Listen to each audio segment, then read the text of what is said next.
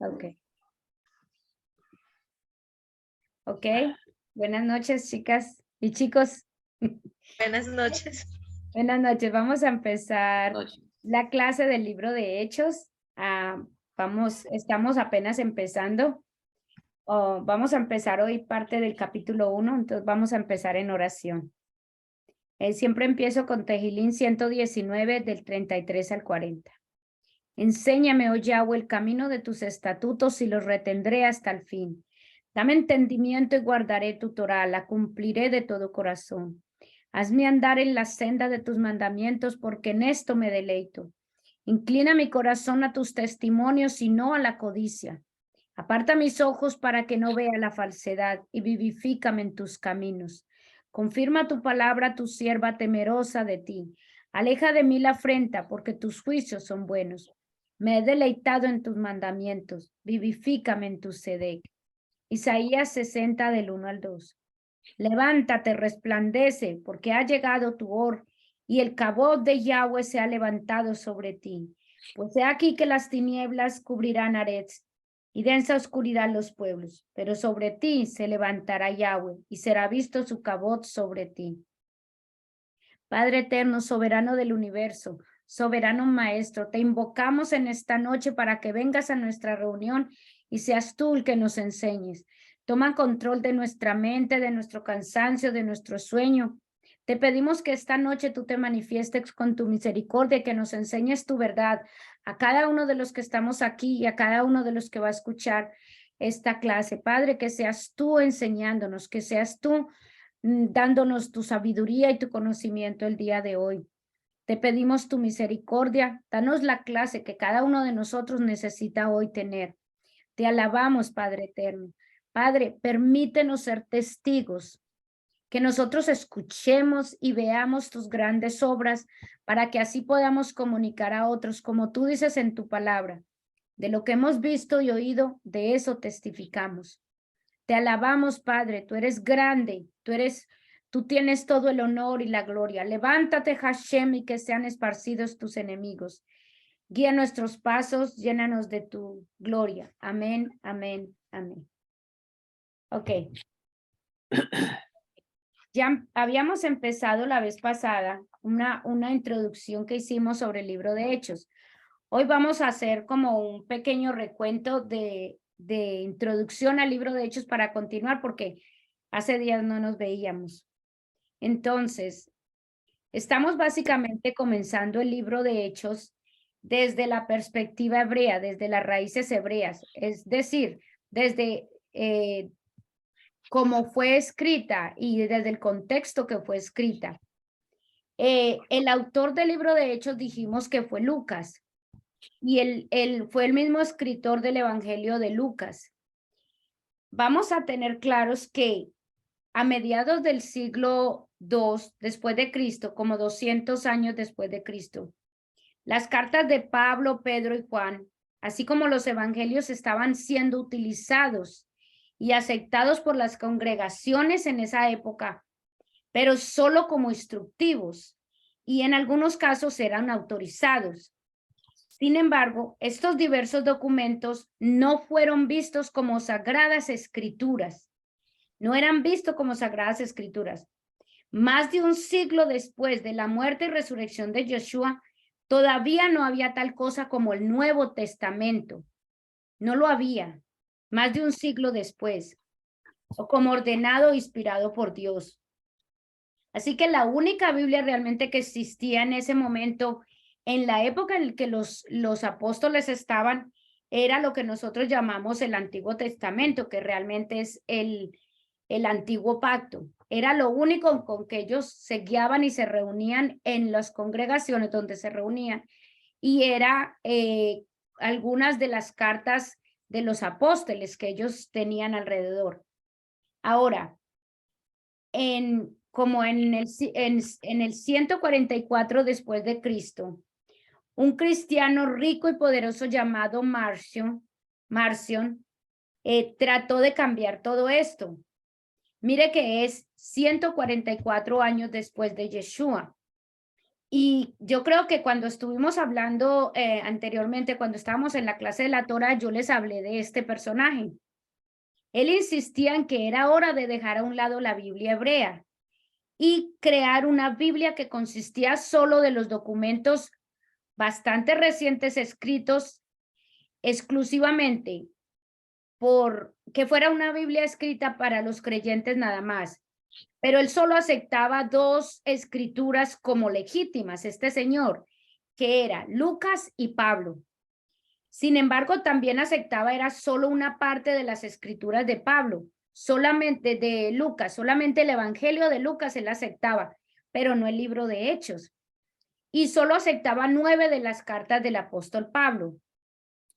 Por esto, claro, él fue criticado por la mayoría de los obispos de la iglesia como un hereje, por esta postura que él tenía, de querer poner estos libros, de querer cambiar la Biblia o lo que había que era el Antiguo Testamento.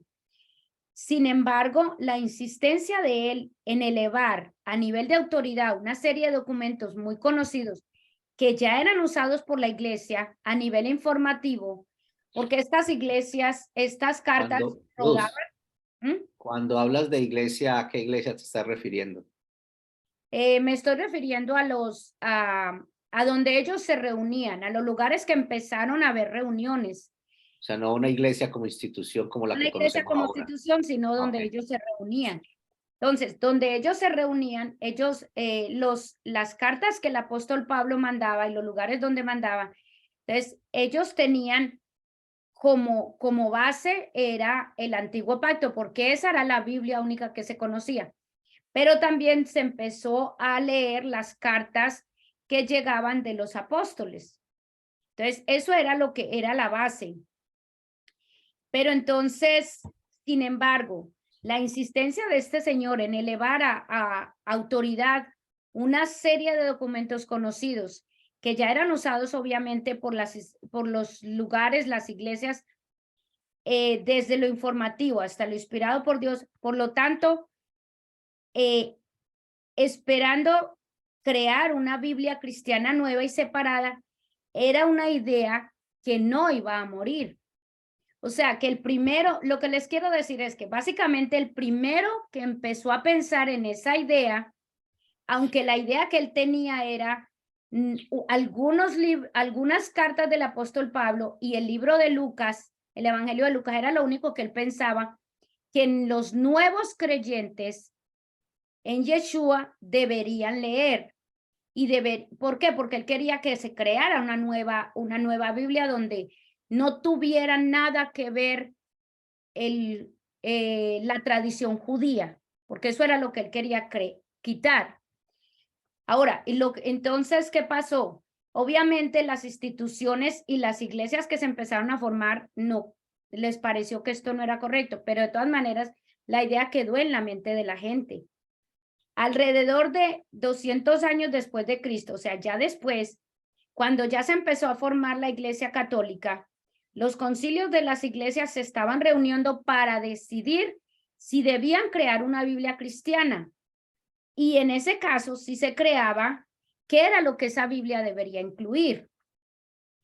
Del resto, pues ya es historia, porque después del 220 después de Cristo, un Nuevo Testamento fue añadido al Antiguo Testamento. Y listo, ahí quedó hecha. Ahora, no quedó como Marción lo deseaba, no quedó como él lo deseaba, pero sí quedaron porque ya la Iglesia Católica empezó a organizarse y empezó a mirar qué libros y qué cosas podía incluir. Y fueron ellos los que pensaron incluir. De hecho, por eso, desafortunadamente, el Nuevo Testamento fue muy manipulado en ese sentido, porque quitaban y ponían cosas. Y básicamente, la Biblia que tenemos ahora, básicamente fue lo que se estableció más o menos como las Biblias se conocen ahora. Ahora, y es en el libro de Hechos donde nosotros primero conocemos la vida de Pablo. Y yo les dije que la importancia de saber la vida de Pablo y lo que Pablo es que es las cartas de Pablo y los documentos que Pablo dejó en el Nuevo Testamento, lo que más se toma para crear las nuevas doctrinas que hoy en día la mayoría de las iglesias, en la mayoría de las iglesias se manejan. Es de acuerdo a lo que las interpretaciones de las cartas del apóstol Pablo. Por eso es importante que primero conozcamos quién Pablo fue. Y en la primera parte donde el apóstol Pablo aparece es en el libro de Hechos. Y es ahí donde se habla de su conversión. Ahí donde aprendemos de su herencia como judío y su continua dedicación, a pesar de después de haber creído en Yeshua como judío, él seguía continuando con la Torá y la ley de Moisés después de haber creído en Yeshua. Y es también en el libro de Hechos que nosotros vamos a ver el concepto de sumergidos en el Ruach HaKadosh, que nosotros lo conocemos más como el Espíritu Santo. Y es en el libro de Hechos donde se pronuncia mucho más veces que en cualquier otro libro Ruach HaKadosh, que es 40 veces se pronuncia en este libro. Entonces, vamos a empezar. Recuerden que yo les dije que eso era como un pequeño recuento de la introducción al libro de Hechos. Ahora, recuerden que les dije que nosotros vamos a leerla de acá. ¿Por qué la queremos leer de acá? Porque desde esta Biblia tratan de conservar más los términos más parecidos al original y los nombres se conservan tal como son. Y nosotros les dijimos, y yo les dije a ustedes, y lo vimos a través del estudio de la Torá, que es muy importante los nombres desde la perspectiva bíblica, el significado que tienen, y por eso no se debe cambiar el nombre. Entonces, vamos a leer Hechos desde el 1 hasta el 3, desde aquí. Dice así: en mi primer libro, Teófilo, escribí todo lo que nuestro Adón Yeshua comenzó a hacer y a enseñar hasta el día en que subió al Chamaín, después de haber dado mandamiento por el Ruach HaKadosh a los Shelihim que había escogido. Los Shelihim son los discípulos, a quienes también, después de haber padecido, se mostró vivo y con muchas señales durante 40 días, apareciéndoles y hablándoles del Malhut de Yahweh. Ahora, hasta el versículo 3. Ahora, el Malhut de Yahweh, él hablaba de qué era lo que él les enseñaba. Ahora vamos a ver de qué era lo que él les enseñaba. Entonces, aquí en estos primeros versículos dice que él se le apareció muchas veces, se les apareció muchas veces después de muerto durante 40 días. Yeshua se le apareció. Voy a ir a Mateo 28. Voy a ir a Mateo 28.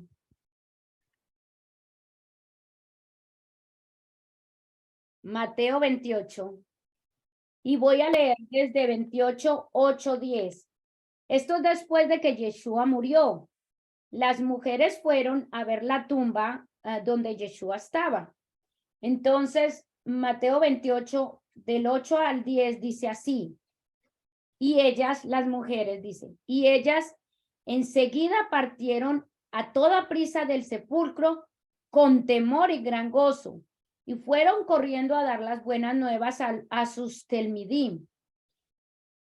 Pero mientras iban en el camino, Yeshua les salió al encuentro y les dijo, o sea, resucitado, Shalom. Y ellas se le acercaron, abrazaron sus pies y lo adoraron. Entonces Yeshua les dijo, no teman, sino que vayan y digan a mis hermanos que vayan al Galil y allí me verán. ¿Ves? ¿Por qué? Porque en el primeros versículos del libro de Hechos dice que Yeshua se les apareció después de muerto por 40 días y se apareció físicamente como en cuerpo. En Mateo 28, 16 al 20 dice así. Dice, los 11 talmidín, es decir, los 11 discípulos, porque ya eran 11 porque Judas había muerto, ¿cierto? Se había matado. Los 11 talmidín se fueron al Galil, al monte donde Yeshua les había ordenado. Y cuando lo vieron, lo adoraron, pero algunos dudaban. Yeshua se les acercó y les habló diciendo, toda autoridad me ha sido dado en los Shamaín y en Aretz, o sea, en los cielos y en la tierra. Por lo tanto, vayan y hagan talmidín a todas las naciones, es decir, hagan discípulos a todas las naciones, sumergiéndoles en el agua en el nombre de Abba y del Hijo y del Ruach HaKadosh. Oiga, voy a repetir esto, dice. Por lo tanto, vayan y hagan talmidín a todas las naciones, sumergiéndoles en el agua en el nombre de Abba y del Hijo y del Ruach HaKadosh, enseñándoles que retengan todas las cosas que a ustedes les he mandado. Y he aquí, yo estoy con ustedes todos los días hasta el fin del Olam. Amén. Eso fue lo que Yeshua les dijo, las últimas palabras que Yeshua les dijo a los discípulos. Esto es como evidencia de que Yeshua se apareció, resucitó y apareció después de muerto, y por 40 días se les apareció a los discípulos. En el verso 3 dice que después de su resurrección, Yeshua permaneció 40 días, ¿cierto? Instruyendo a sus discípulos. Ahora, ¿por qué 40 días? Recuerde que bíblicamente nosotros hemos aprendido que los números tienen un significado para el eterno. Yeshua estuvo 40 días. Ahora, esos 40 días Yeshua instruyó a los discípulos. Vamos a recordar, cuando nosotros estudiamos la Torá, que el Eterno instruyó a Moisés en la cima del monte Sinaí durante 40 días. ¿Sí recuerdan? Sí, sí. Entonces, claro. Hashem instruyó a Moisés 40 días en el monte Sinaí. Yeshua, Dios, instruyó a sus discípulos 40 días después de haber aparecido. ¿Sí? 40 es un número bíblico que significa, simbólicamente significa pruebas y también significa transición. Mire que cuando Moisés recibió, por 40 días el Eterno lo instruyó, él recibió la Torá, era una transición a empezar a formarlos como pueblo. Ahora, Yeshua instruye durante 40 días a sus discípulos para que vayan y les dice, van a empezar a ir y tener más discípulos y a sumergirlos y a llenarlos del Ruach HaKadosh, ¿sí? Después de los 40 días. También en el verso 3 dice de qué principalmente Yeshua enseñó. Vamos a ver. Si puedo compartir aquí. Ok. ¿De qué principalmente Yeshua enseñó? Después de cuando se les apareció a los discípulos. Aquí vemos cuando se les apareció a las mujeres, dice, él dice, esto fue lo que él dijo en Mateo 28, 19. Ir y sumergir y hacer discípulos. Ahora, ¿de qué principalmente enseñó Yeshua? Yeshua enseñó principalmente del reino de Dios. Él le enseñó, durante esos 40 días les enseñó sobre el reino de Dios. O sea, porque ellos inicialmente pensaban que Yeshua iba a venir a destruir el imperio romano y a ser el rey de los judíos. Y Yeshua les estaba mostrando el reino de Dios desde la perspectiva, desde el punto de vista espiritual. Ahora, recuerde que Yeshua nos decía, en uno de los versículos dijo que busquemos primero el reino de Dios. Y también decía, y su justicia. y las demás cosas serán añadidas. Entonces, Yeshua vino y de esos 40 días les enseñó sobre el reino de Dios, que ese era el enfoque que él quería, para que los discípulos enseñaran sobre el reino de Dios. Muchas veces en las traducciones bíblicas dice el reino de los cielos. El reino de Dios y el reino de los cielos está traducido como sinónimos. Entonces, fue durante estos 40 días que él instruyó a los 11 discípulos y él les dijo que no debían abandonar Jerusalén, sino que debían esperar la promesa del Padre. Él les dijo, ustedes no se vayan y esperen la promesa del Padre. Vamos a ver el versículo 4 en el libro de Hechos, dice, y estando ellos con ellos a la mesa, les ordenó que no se alejaran de Jerusalén, sino que esperaran la promesa de Abba, la cual les dijo, oyeron de mí. O sea, esa promesa de quién la habían escuchado, de Yeshua, ¿sí? Ahora, ¿cuál era la promesa que el Padre había hecho? Que Yeshua la repitió. Entonces, voy a ir a Lucas 3:16 para que miremos cuál es la promesa de la cual Yeshua está hablando aquí en el libro de Hechos, que nos están recordando. Vamos a ir a Juan 3:16.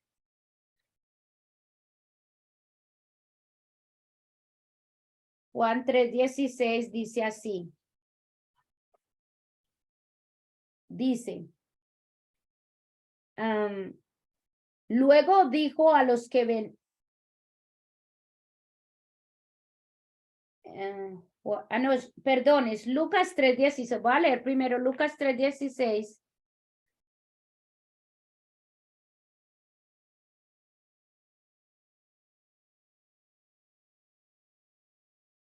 Lucas 3:16 dice así.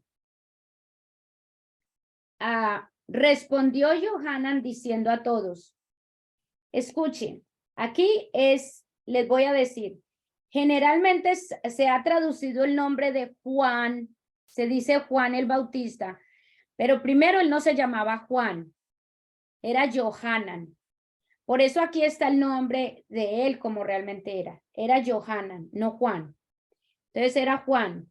En Lucas 3:16 dice, respondió Johanan, lo que normalmente la gente conoce como Juan el Bautista. Respondió, yo les sumerjo en agua, pero viene uno después de mí que es más poderoso que yo, a quien no soy digno de desatar la correa de sus sandalias. Él lo sumergirá en el Ruach HaKadosh y en fuego. ¿Quién dijo eso? Johanan. Johanan, que es el que normalmente ha sido traducido como Juan el Bautista. Johanan dice eso de Yeshua. Ahora, Yeshua en Juan 14, o Juan 14 dice así, 14, 15, 16, dice,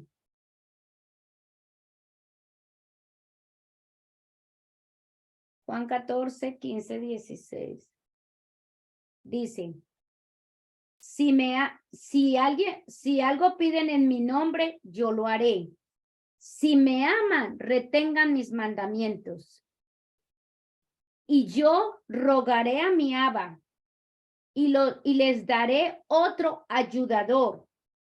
Y ayudador se traduce como confortador, consolador. Les dará otro ayudador para que estén con ustedes por el Olam. Dice, el Ruach de Emet, que el mundo no puede recibir, porque no lo ve ni lo conoce, pero ustedes lo conocen porque moran ustedes y estarán ustedes. Dice así, Yeshua está diciendo eso, no los dejaré huérfanos, vendré a ustedes. Dentro de poco el mundo no me verá más, pero ustedes me verán, porque yo vivo, ustedes también vivirán. En aquel día conocerán que yo soy en mi Abba y ustedes en mí y yo en ustedes. dice, y el que tiene mis mandamientos y los retiene, es el que me ama. Y el que me ama será amado por mi Abba, y yo lo amaré y me revelaré a él. Aquí Yeshua está diciendo que él se va a revelar y que a través del espíritu del Ruach HaKadosh, que Juan también dice que él lo va a traer. Entonces, a través del Ruach HaKadosh, él se va a manifestar a nosotros. Y por eso es de qué era lo que Yeshua les estaba enseñando. Les estaba enseñando del reino de los cielos y que a través de él, después de él, íbamos a ser sumergidos en el Ruach HaKadosh. Ahora, vamos a ver el versículo 5 de... Luz. Yes, So, ¿la promesa es cuál? la promesa del Ruach HaKadosh. Sumergirnos en el Ruach HaKadosh. La promesa es el espíritu. Esa es la promesa. Y la leí cuando leí el libro cuando leí lo que Juan dijo. Cuando Juan dijo, no soy digno de desatar el calzado de él, porque cuando él venga, él los sumergirá en el Ruach HaKadosh. Él lo dijo.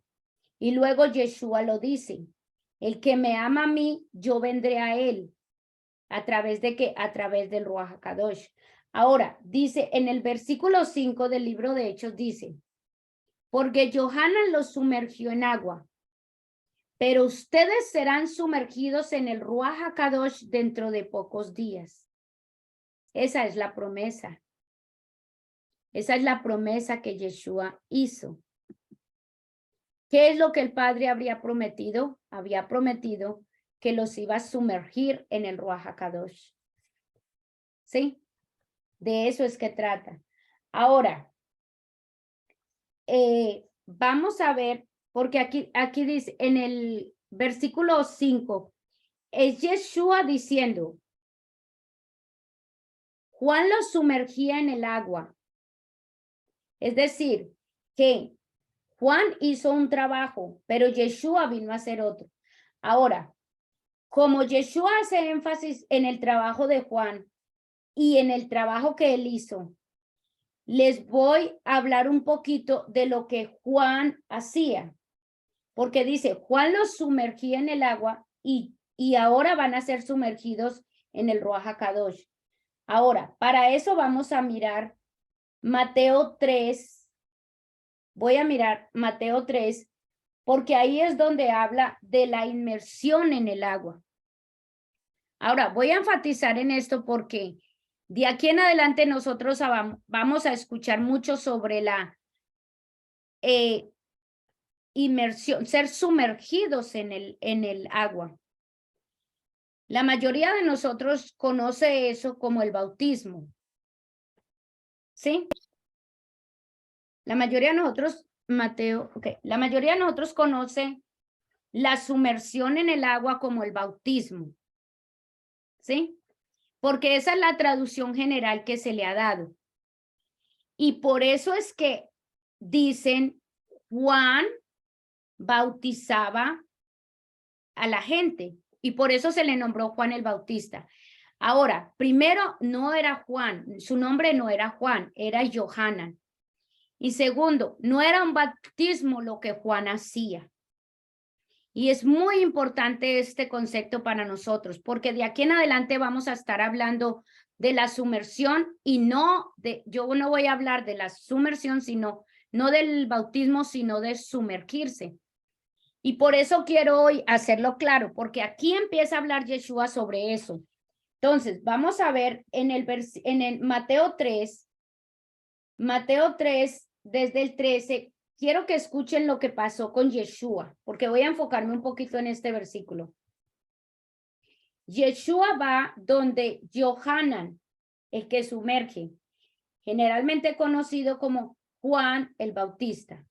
Entonces, Yeshua va donde Juan el que sumerge y le dice, entonces Yeshua vino de Galil a Johanan al Jardín para ser sumergido por él. Entonces, Yeshua fue donde Johanan a que Johanan la sumergiera, porque Johanan era el que sumergía en agua. Y Johanan llamaba a la gente a arrepentimiento, y después de haber un verdadero arrepentimiento, entonces él los sumergía en agua. Ahora, yo creo que ustedes recuerdan cuando nosotros estábamos aprendiendo sobre el mikveh, que Yahweh, el Eterno estableció el mikveh. Recuerda que hablamos de él cuando él decía que debían purificarse, que había dos maneras de purificación. Una era que a través del agua, ellos se sumergían, el agua limpiaba. Nosotros hablamos de eso, que el agua limpiaba. Y el agua era, de hecho, era en agua que corría, que a eso era lo que nosotros aprendimos y reconocimos que decía era el agua viva. Recuerda que lo relacionamos con lo que Yeshua siempre, él decía, yo soy el agua viva. Entonces, el agua viva, desde la perspectiva hebrea, desde la Torá, el agua viva es el agua que corre, ¿sí? El agua que corre tiene que ser agua en un río, en un manantial, una fuente, algo que corre.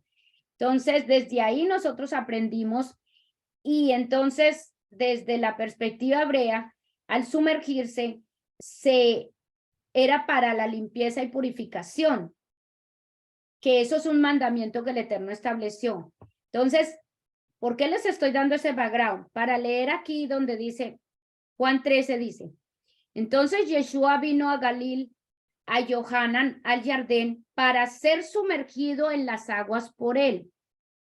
Mas Johanan, mire lo interesante, mas Johanan trató de impedírselo diciendo, yo necesito ser purificado por ti, ¿y tú vienes a mí? ¿Por qué Yeshua le decía eso?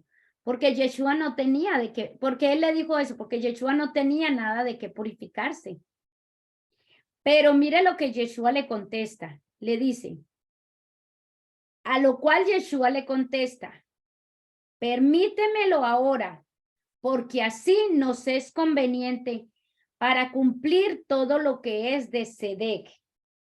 Entonces, él lo permitió. Ahora, cuando dice todo lo que es de Sedec, la palabra Sedec significa el camino recto, derecho, honradez, justicia. Justicia. Por lo tanto, Yeshua que estaba diciendo, nos es conveniente para cumplir todo lo que es justo.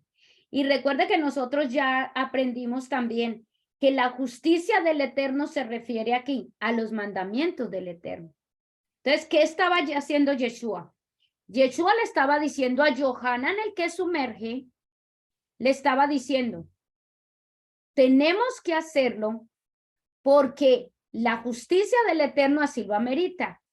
¿Y qué era la justicia del Eterno? Un mandamiento del mikveh que el Eterno había establecido desde antes para purificación. Cuando se necesitaba purificarse de alguna cosa que se habían contaminado, se debían hacer el mikveh. Entonces, lo que Johanan, el que sumergía, hacía no era un bautismo, era el mikveh.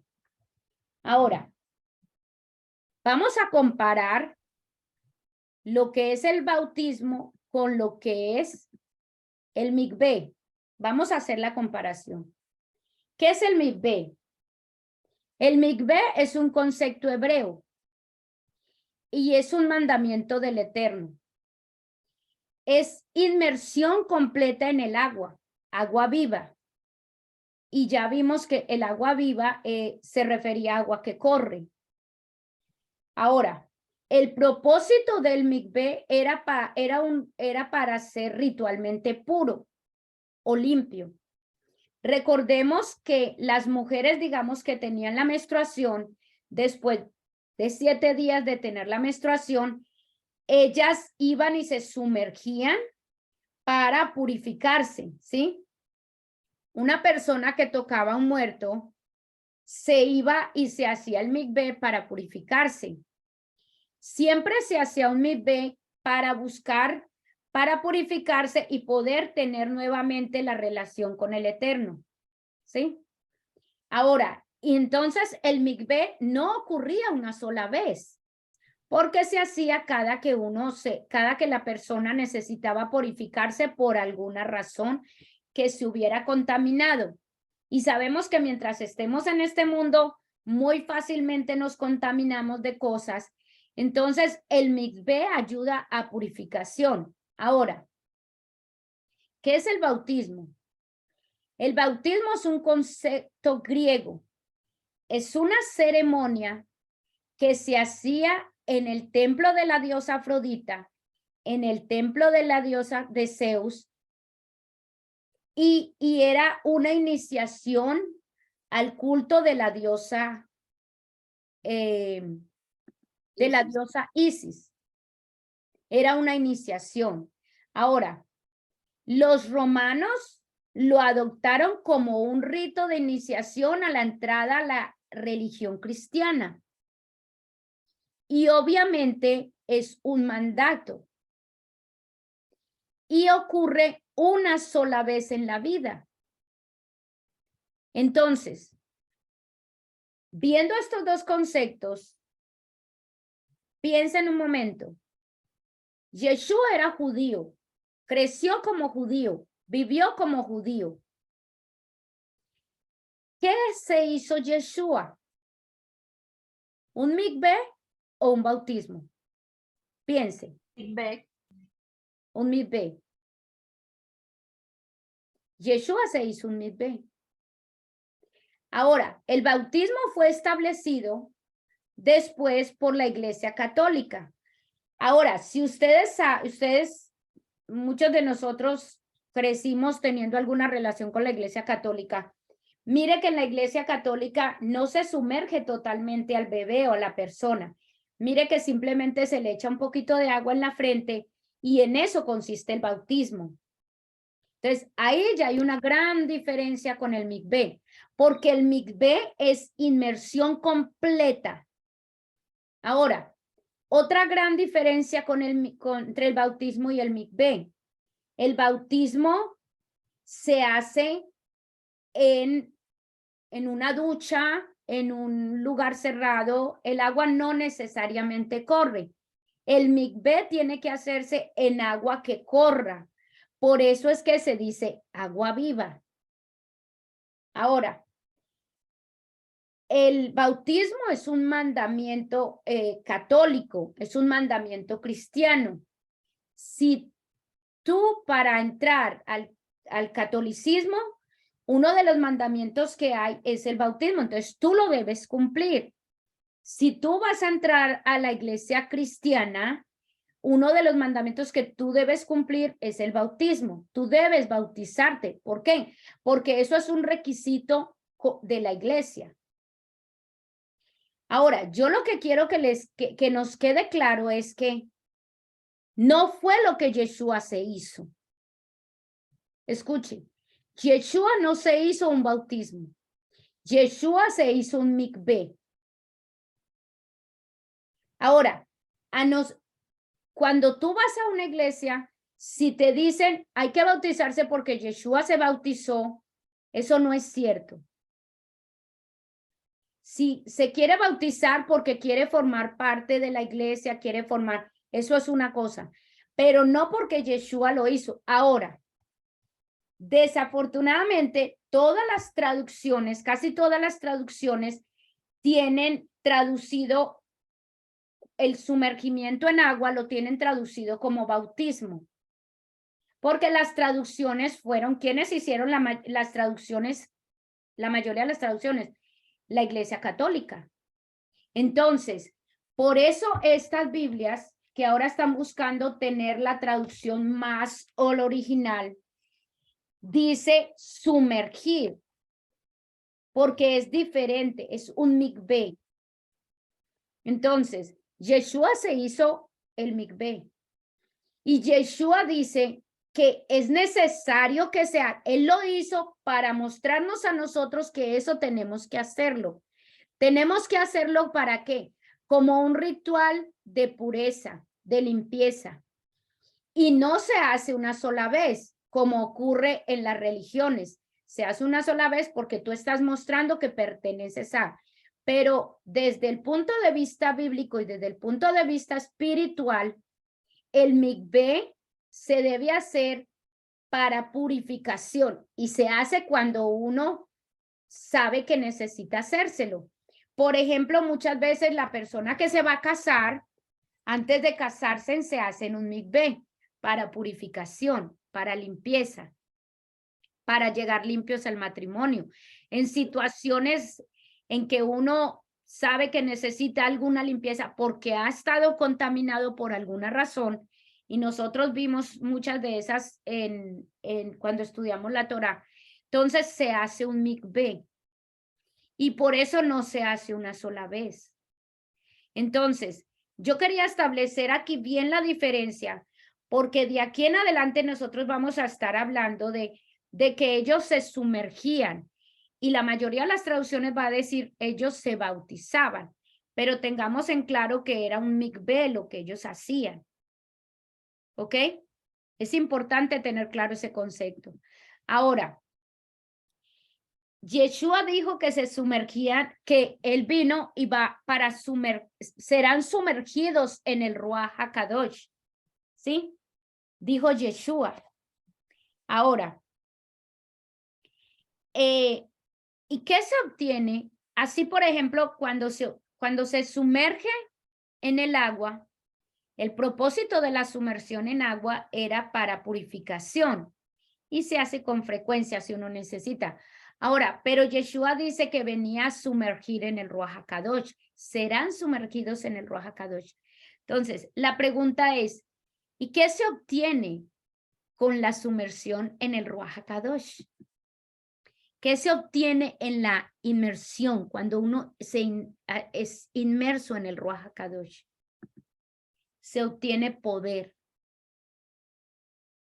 Eso fue lo que Yeshua les dijo. Se obtiene poder. Ahora, ¿poder para qué? Poder para poder escuchar al Eterno y obedecerlo.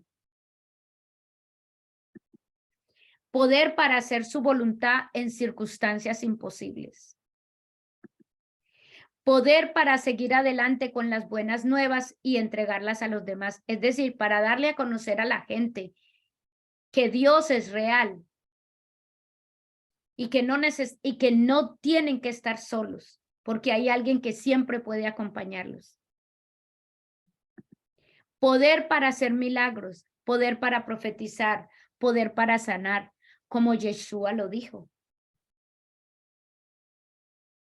Esa es la diferencia.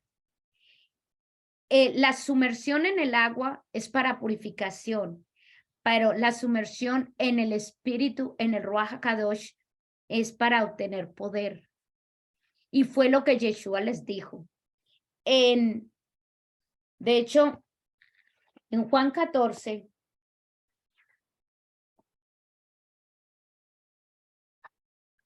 voy a leerles Juan 14.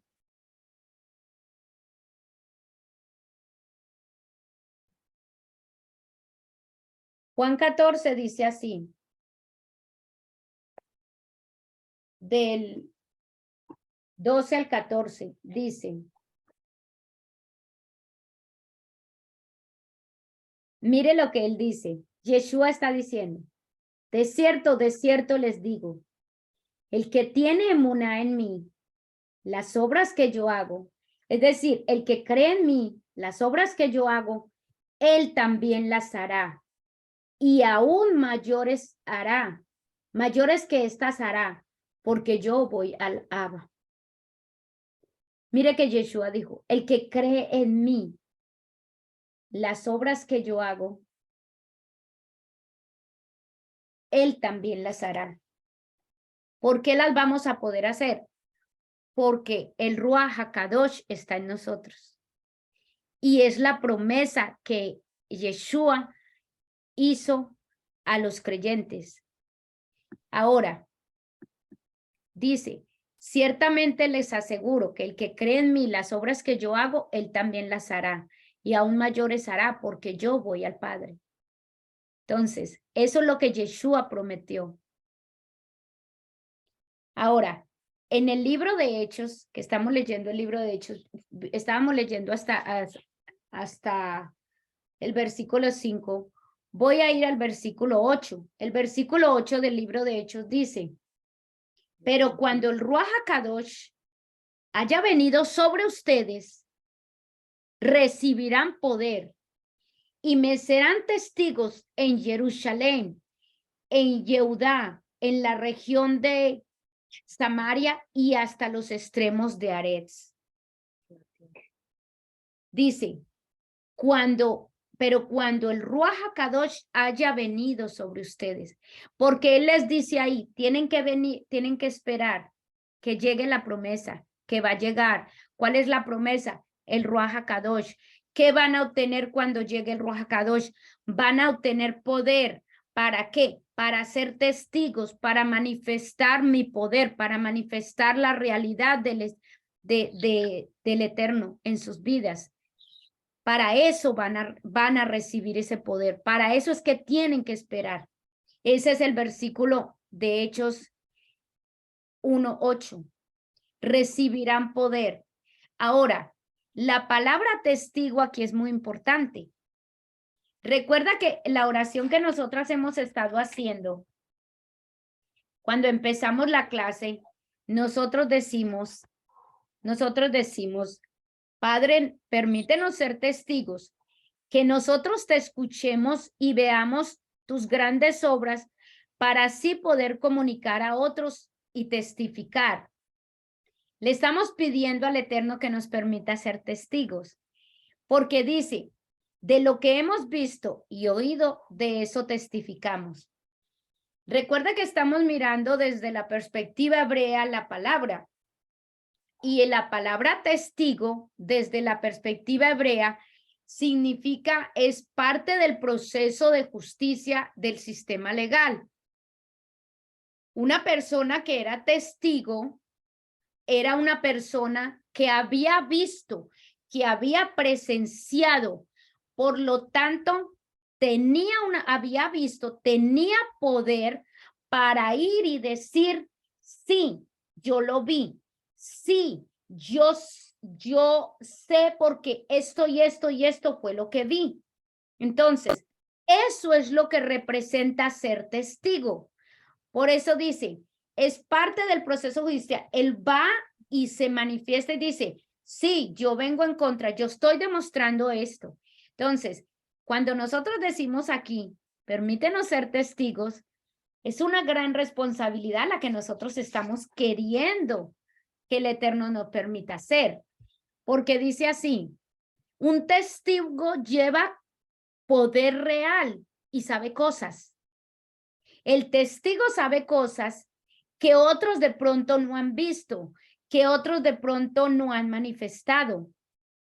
Y el Eterno dice, pero recibirán poder cuando venga el Ruach HaKadosh y serán testigos. Entonces, ¿qué quiere decir? Que tenemos que tomar nosotros con seriedad ese oficio. Porque cuando la morada del Ruach HaKadosh está con nosotros, es básicamente la autoridad y el poder que necesitamos para poder funcionar como testigos del Eterno. ¿Qué quiere decir? Imagínense, ser testigos de Él quiere decir que yo lo he visto, que yo lo conozco, que yo sé que hizo esto y esto y esto y voy a testificar a otros lo que Él hizo. Por eso es tan importante. Y Yeshua les dice, primero van a ser testigos en Jerusalén, o sea, van a ser testigos aquí. Es como decir, van a ser testigos alrededor de los que están con usted, alrededor de su esposo, alrededor de su hijo, alrededor de su hermano. Vamos a ser testigos. Después podemos ser testigos hasta el fin de la tierra, es decir, ser testigos a muchas otras personas más. Pero ahora el Eterno les está diciendo, ok, ahora esperen la promesa, porque cuando eso pase, van a poder hacer lo que yo les he mandado hacer. Por eso es tan importante. El trabajo de ser testigo no es algo sencillo, porque es realmente voy a mostrar y voy a decir, hey, yo sé esto y esto y esto del Eterno, porque lo he vivido, porque lo he experimentado, no porque me lo han contado. Es ser testigo real. Y eso es lo que el Ruach HaKadosh le permite a la gente hacer, cuando realmente está en la vida de ellos. Entonces, por eso es tan importante esta parte de aquí en adelante. Recuerda que yo les dije, en el libro de Hechos es donde más se menciona el Ruach HaKadosh. Porque es que aquí es donde no solo se manifestó en Yeshua, sino que se va a empezar a manifestar en la gente. Y vamos a poder ser testigos, que es lo que el libro de Hechos es lo que empieza a manifestar. Cómo la gente empieza a ser testigos de Yeshua. ¿A través de qué? A través de poder hacer los milagros y las manifestaciones de poder que Yeshua les dijo que iban a poder hacer. Porque el Ruach HaKadosh está en cada uno de ellos. Lo mismo que está en cada uno de nosotros. Entonces, queremos ser testigos. Queremos ser testigos del Eterno. Entonces, es una responsabilidad, es un oficio, pero cuando la morada, cuando el Ruach HaKadosh está en nosotros, eso lo podemos ser. Y yo sé que muchas de nosotros hemos experimentado y hay cosas que podemos testificar de cómo el Eterno se ha manifestado en nosotros para poder testificarles a otros sobre eso. ¿Ok? Entonces, aquí terminamos la primera parte del libro de Hechos.